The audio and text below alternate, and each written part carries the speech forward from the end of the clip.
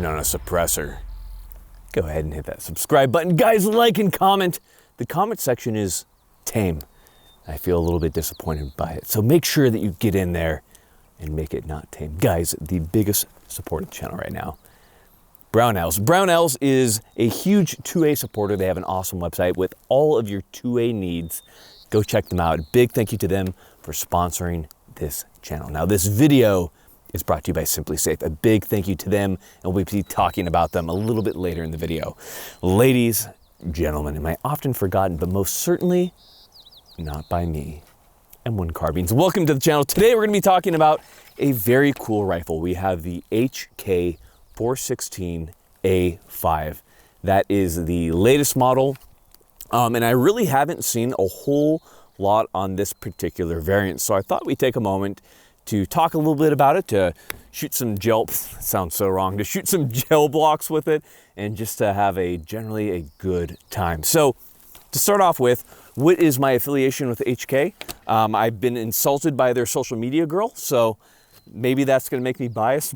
No, it doesn't matter. But in all reality, I have done some reviews for them in the past, and so there's that, but I stay pretty neutral despite that. This is not my weapon. It's on loan from an SOT currently, so let's go ahead and let's talk about this video. So first things first, with your muzzle device, of course, you're going to have whatever muzzle device that you have, right? There's a A2 flash hider that typically comes with the rifle, but whatever muzzle device that you need that's going to give you the suppressor mounting capabilities that you need is what you're going to be putting on. Now, if we come right in here and we take a look at the gas block, it's probably one of the greatest improvements that they have made. So with the old ones, you just had one setting. Now we can go from normal to a suppressed setting. So that's awesome. You can easily do that with the tip of a bullet or something like that. And it actually does change your firing rate quite a bit. So we're going to go ahead and we're going to put a mag through this, and we're going to show you the difference in firing rate from normal to suppressed, so you can see how well it does. So we have it on normal right now. We're going to go ahead, we're going to put our ears on, HK416 now, and we're going to go ahead and let loose with a short burst right here. Okay, so that was on normal setting. Go ahead and we'll change that over to suppressed. So just a little bit slower, and it's enough to make sure the weapon isn't too overgassed. Because if you know anything about these systems, you'll know that the 416 has a little bit of overgassing to ensure that it's going to cycle reliably in a variety of conditions.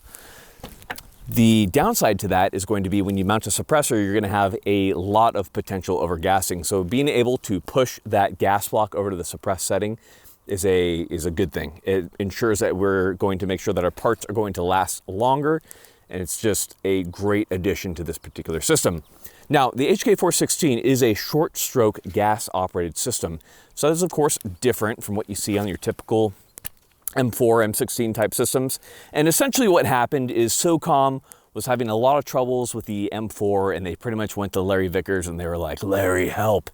And Larry went and worked with HK and came up with the 416, which is a really wonderful system. I have a lot of love for the system. I think they did a lot of things really well. So one of the greatest things about the HK416 is the barrels. The barrels are using Teutonic engineering to come up with a superior barrel. In all reality, they use cold hammer forged barrels with really good materials. HK barrels are often rated at around 15,000 rounds, which is pretty incredible, especially when you look at these shorter barrel designs like this 11-inch HK416 A5 that we have right here. Now, these do come in 11 and 14.5-inch variants, just so you understand. It used to be 10.4. That's changed with these newer variants, and that's due to the addition of that adjustable gas block. Now, moving back from there, we of course have our handguard. The handguards are chunky. However, they are incredibly strong. So despite them being thick as hell, they do everything that you want them to, and they especially are very good at retaining zero. And what's even better about the HK416 rails is how easy it is to change them. So if you want to change the 416 rail, all you have to do is just loosen this right here, pop it out, and you can slide off the entire rail system, and then you can install whatever you want on there, whether that be a Geisley or some other system. But it's quite simple. And I think it's a really cool feature of the HK416. Now, moving back from there, one of the features that you see that has changed from your normal 416s to these Alpha 5 versions is an ambidextrous lower. So if we come over here and take a look at it, they actually did it a little bit different from what you typically see from companies like Knights or LMT. So right here, we of course have our magazine release that works just like any magazine release. Now, what's interesting is you can see the bolt release right here is kind of a little bit strange in many ways, but essentially when you press up on it, you can lock the bolt back, and then to release it, you're going to press down. So it's kind of an interesting design. We of course have an ambidextrous safety, whether you be left-handed or whether you be shooting long distance, that works just as well. Now, if we go over to the left-hand side right here, you can see that they have also done a couple interesting things. Specifically, with the bolt release, it is oversized, and it also has a nice little protective element right here. That's to ensure that when it's popped out, that if it's bumping into your gear, there's less of a chance of disengaging that bolt release and dropping that bolt. I think that's a pretty cool feature. And of course, we have our ambidextrous mag release right here. We'll go ahead and pop that out. So that works no problem. Now, it kind of does lose a lot of those kind of sexy lines that the Alpha 1 had, but despite that, I really do like the look of these HK416 lowers. Of course, I have our grip right here. Those can easily be changed out for whatever you need. I find that the grip angle on the 416 is awesome. No qualms there. Now, of course, we have our safety right here. Safeties are polymer, they're pretty lightweight, and it feels just like an M4 safety. Nothing really to write home about. Speaking of safeties, we have to talk about our sponsor for this particular video. We of course have SimpliSafe. A big thank you to SimpliSafe for sponsoring this video. Why I like SimpliSafe. So compared to a lot of companies where you just have to buy everything all at once, you know, if you don't have a lot of money, what's great about it is that you can slowly upgrade your system and put things in place as you need them. And what's even better is when you identify areas that need more security, you don't have to have somebody else install them. You can just do it yourself. You need extra cameras in your gun room or near your gun safe or in your garage or where have your glass break sensors in that room.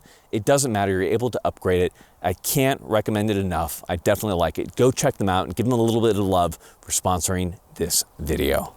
We could talk a little bit about the trigger. So we have a stock trigger in this particular unit right here.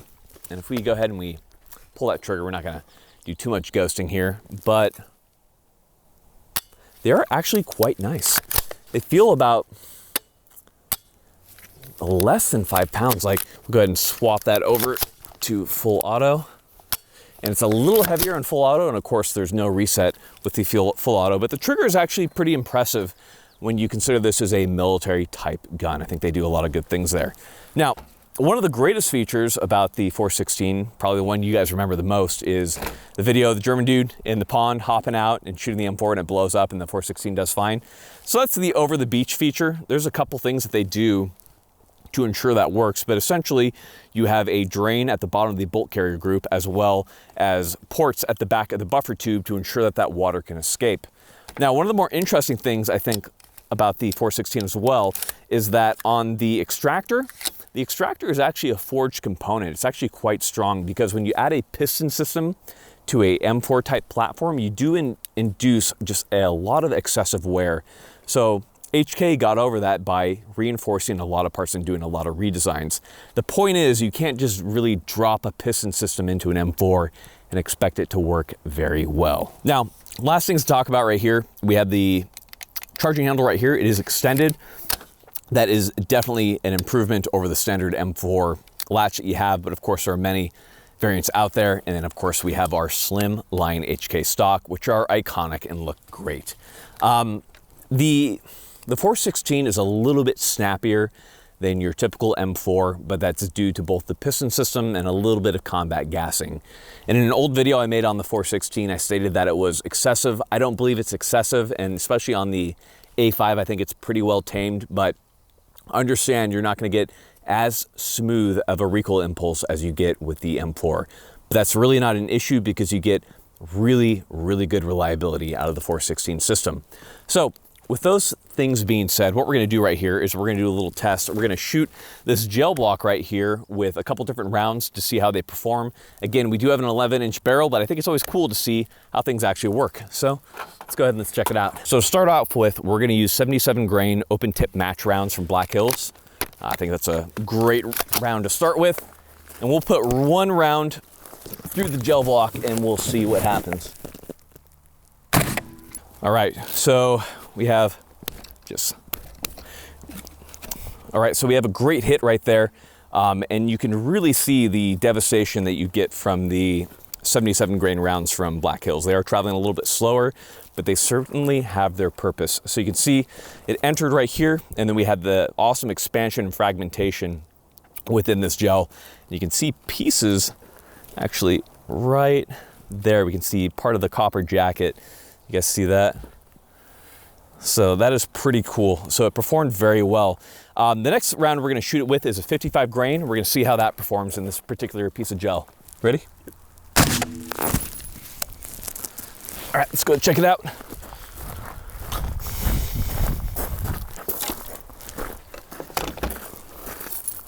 Oh, look at that. So it's kind of harder to see right there. We'll try to rotate it to a point. Again, that shot was a little close, but we can see that it ended up tumbling within the gelatin right there. So you could see where the 77 grain expanded a little bit later, where it penetrated further, compared to our 55 grain, which ended up tumbling sooner before it did. Now, as far as an exit wound, I'm trying to find, it looks like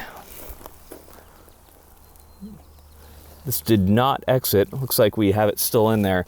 The 77 grain definitely exited. You could see its little portions where it exited, but the 55 grain remained within. And so that's always a question of, you know, what type of penetration do we get out of these 11-inch barrels and shorter barrels? It's not as good, and we've talked about that in the past. It's just something to be aware of to ensure that you're using good ammunition, to ensure that you're getting good ballistic terminal effects. Now, that being said, I think it's going to be important to dump a full auto, you know, maybe half a mag into there, just to see what happens.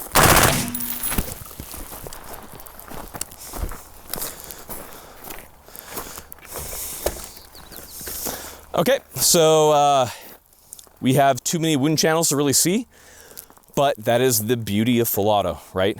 That it is very effective for close range targets. So you can see multiple wound channels. It looks like we had a couple of the 55 grainers actually broke apart and did exit. So again, rounds are unpredictable, but nonetheless, it's always cool to see the actual effects that you see on a target. What an interesting thing that rounds do. How much are you gonna put that on eBay for? Like $10,000. That's modern art right there. It's Death Blossom. Remember I talked about the Death Blossoms? There they are. All right, guys. Hope you guys enjoyed our little video on the 416. The point being is that I love this gun. It certainly has a purpose. A little bit more recoil and kick than you'd see from a typical M4, but otherwise an incredibly reliable and an incredibly robust system for any type of environment that you could imagine. So if you can get your hands on one of these, I'd highly recommend it. We'll be doing reviews on easier to access weapons like the MR556 Alpha 1 and talk about how that stacks up against this. We'll get into that, but hope you guys enjoyed it. The thing about it is, as cool as the 416 Alpha 5 is, and it is a cool weapon, is it doesn't matter if you don't get training. You're still gonna suck. So make sure that you get training, guys. Training is what's going to matter. This is a tool, you are the weapon. Get that training. Cogworks, Bear Solutions, Haley Strategic, Pat McNamara. Check those guys out. I can't recommend them enough to make sure that you are honing yourself as a weapon. Ladies and gentlemen, thank you so much for watching. We got nothing else for you. Final thing for you guys. When you're at the dinner table with your family, put your phone down.